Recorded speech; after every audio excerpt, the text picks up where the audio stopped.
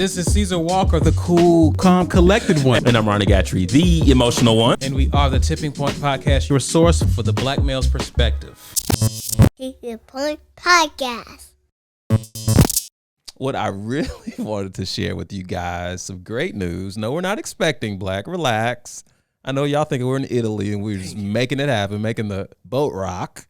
But nah, bro, I have returned to church.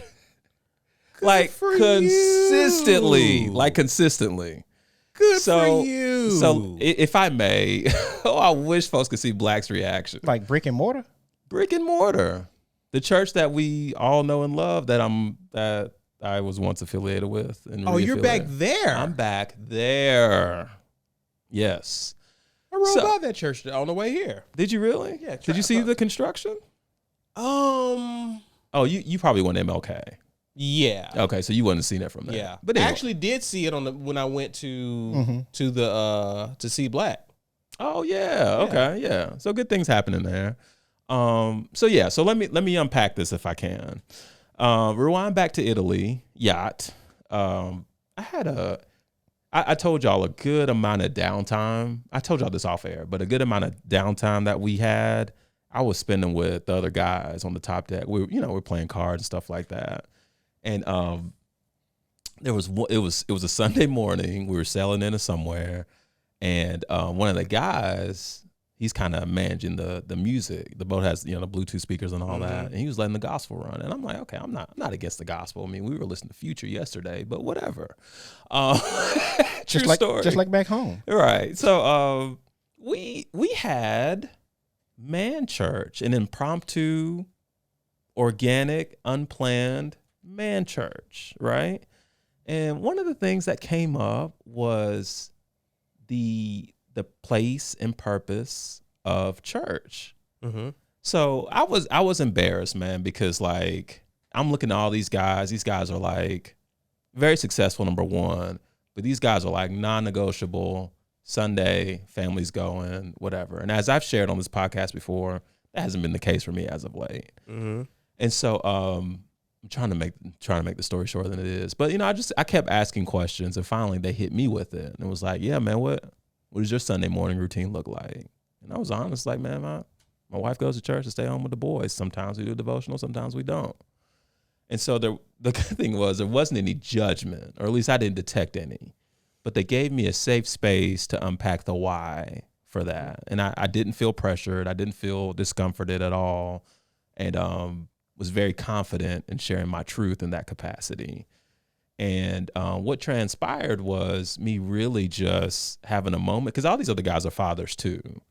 And one of the more impactful things I heard, and I'm paraphrasing this, was talking about the kids' potential well-being, without church involved. One of the guys told me, he was like, man, I grew up not going to church. I grew up, my mom went, my dad would, his dad wasn't that active in his life or whatever, so his dad would do whatever, but Sundays they were just kind of whatever. And he talked about the impact that had on him. You know what I mean?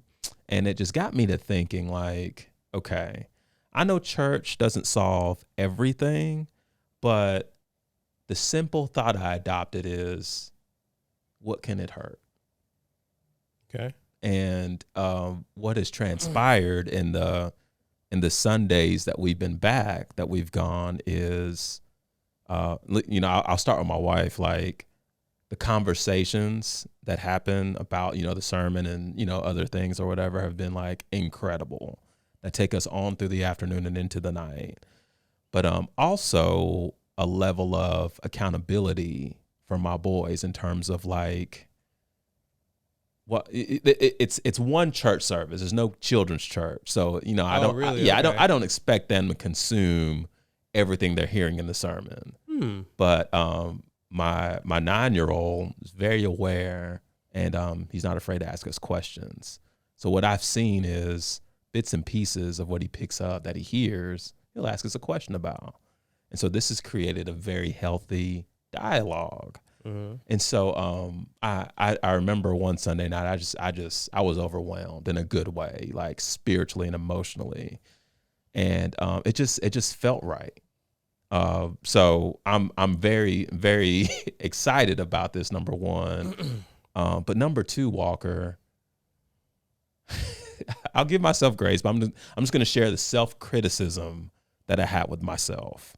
And it's something that plagues me in other arenas too, but I am guilty of overthinking a lot of stuff. Dude, I remember walking in there thinking that, like, I'm going to walk to my seat and everybody's going to stop and look and say, where you been?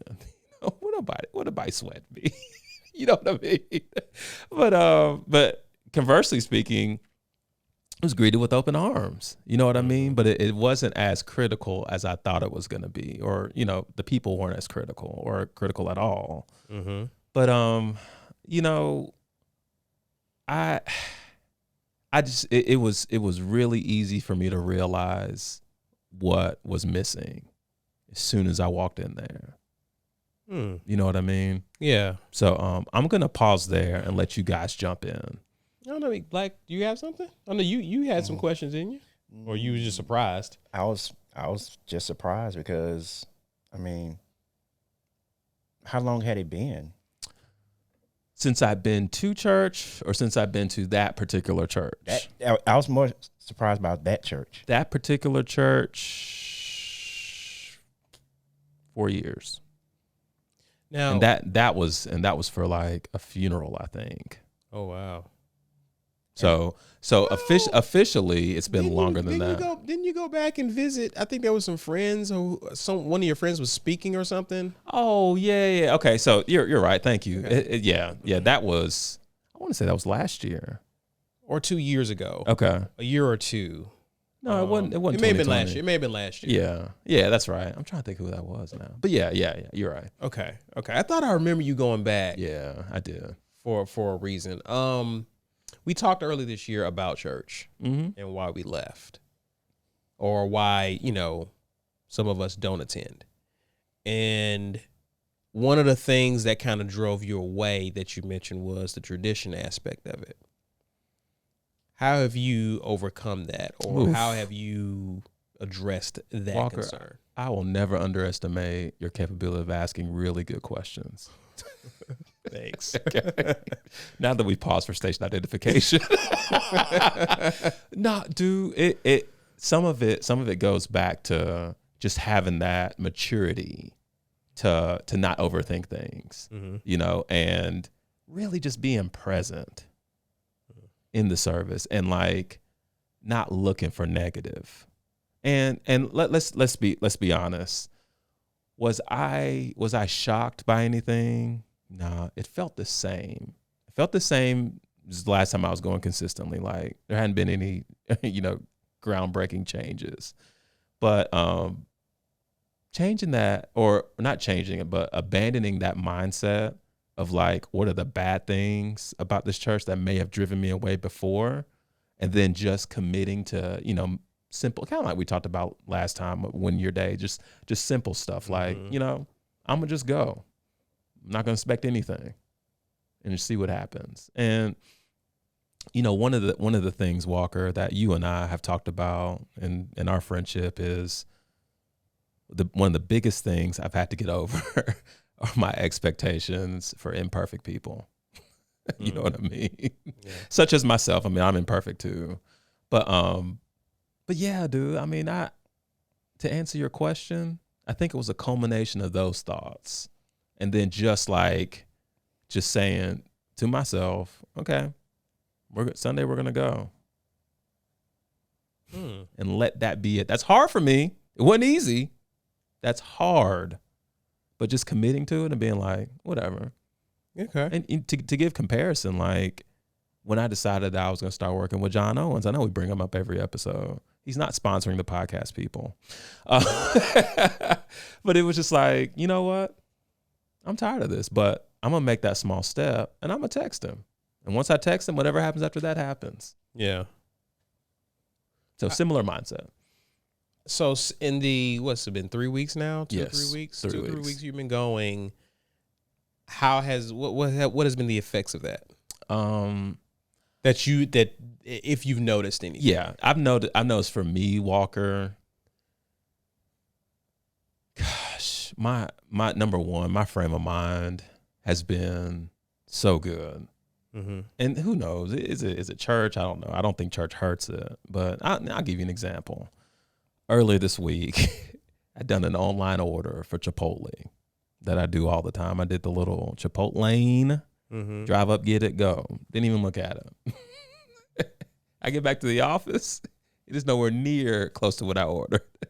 But I was in my 16th hour of a fast this day, so you can imagine what's going on inside of me, right?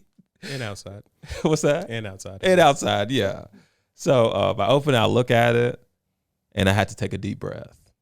And almost immediately, Walker, before that anger could even creep in, I was just like, I don't think they meant to do this on purpose. Yeah, I gotta make the 12-minute drive back, and I gotta go deal with this, but can I give somebody the grace to make a mistake? Was that something you had learned in the past few weeks? No. It just became more present. Now, I don't know how I would have handled that had it been different, or had I not been in church or whatever. But I do know that there would have been some type of outlet.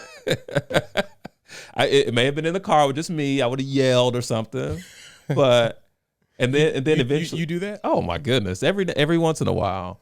But it was just like, that was one example I could think of. It was just that calm, like, these are God's children, man.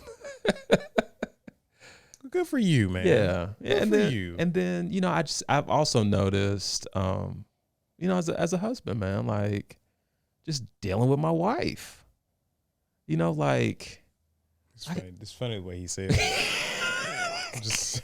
I just dealing with my wife and baby mom. I didn't hear it. Yeah, I know, right? He's being really honest. Dealing. Yeah. And this sounds so bad, but as of right now, I can't really recall the subject matter of any particular sermon. If you give me time, I could come up with it. That's fine. But there was something that happened between us. There was, a little light riff or whatever. And the grace that I delivered to her before I even knew I did it. Come on, man. You know what I mean? Mm-hmm. And then it made everything better. So yeah. Good for you, man. But Walker, I really feel great. And I'm not overthinking this. I'm not thinking like, I call it the Apple Watch mentality.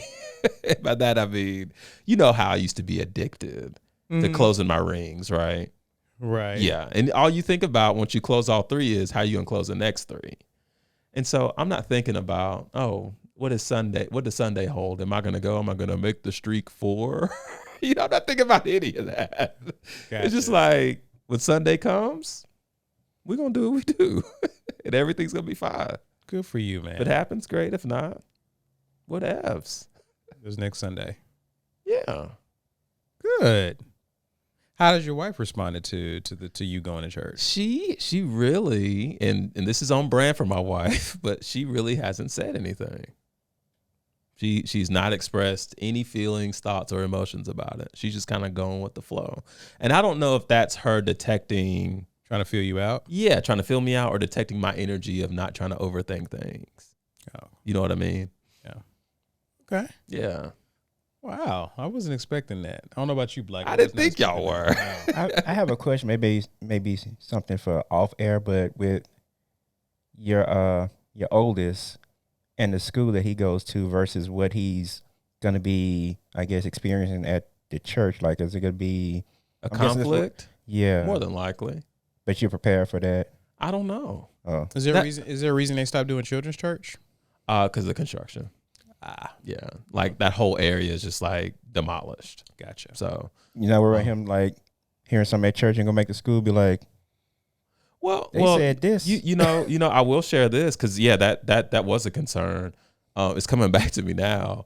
But in part of the message that the pastor delivered last week, he was very intentional about kids knowing their history, knowing from whence they came, if I could paraphrase. And he talked about how knowing about slavery and things like that served an impact for his kids and could serve to make an impact for, the congregation's kids.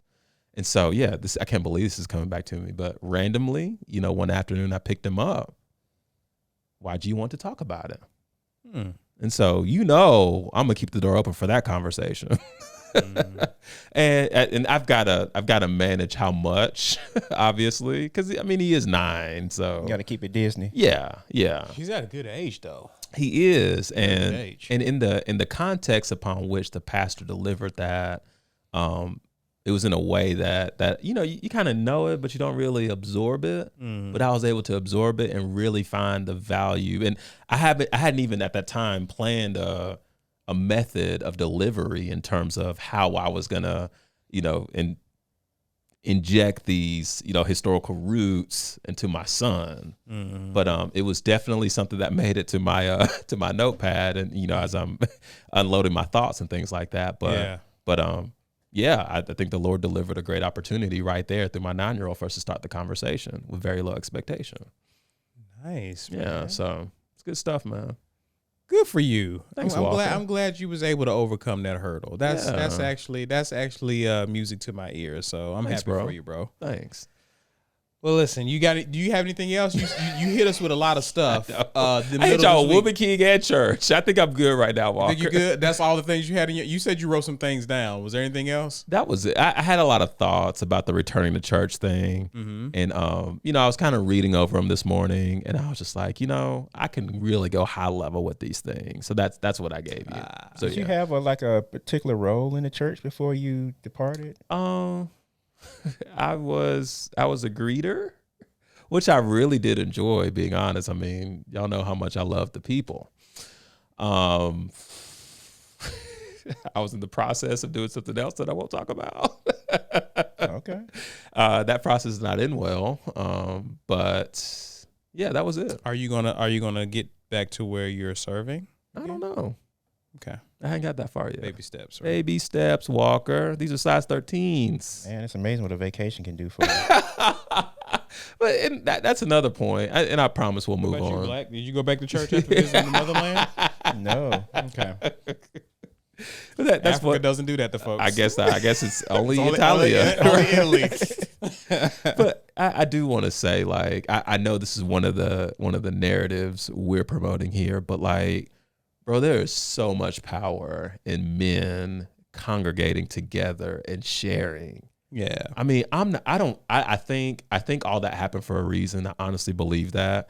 But us just being mature enough to just, because we had other conversations at the spades table, right? Just about life and stuff like that. But all of that led to that. All that led to that. There was a comfort amongst the 4 of us Yeah. that everybody was cool with.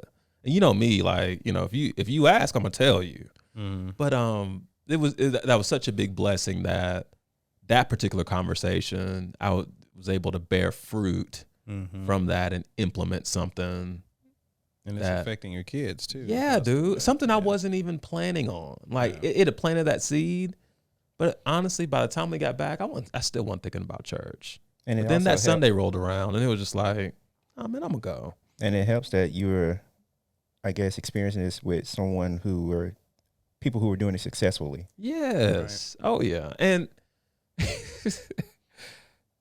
I'm not going to say that I'm not around men that are. You're an example. You definitely are. But you definitely are.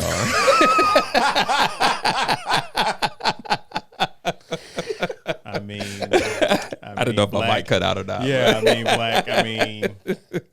What am I supposed to do? You either walked or ran into that one, however you want to. It's rare for him to do that, though. Yeah. So, yeah, glad I capitalized.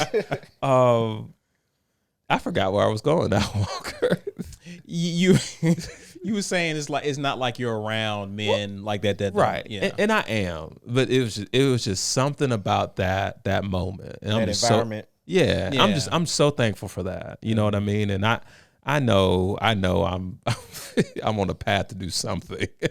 Just because I think about the development of this podcast, as we talk, the ministry element of it. I know God's taking me somewhere. So I just gotta. It was always his plan. Yeah, right. So anyway, but yeah, I just want to reiterate, men, if you're listening, man, it's okay. It's okay. It is okay to congregate with other men. Absolutely. It's fine. Absolutely. A fellowship, I should say. Absolutely. Guys, we appreciate you for hanging out with us. You already know what to do. If you're watching us on YouTube, and if you haven't done so already, if you're doing what I call lurking, don't lurk. Smash that like button, guys, and subscribe to our channel. Also, guys, you can follow us on social media. That's The Tipping Point. The Tipping Point. THA Tipping Point, one word. On Instagram and Twitter. Please go out and do that. And as always, I'm Caesar Walker. That guy over there is Ronnie Gatrey. And we are the Tipping Point Podcast. Thanks again for listening. Tipping Point Podcast.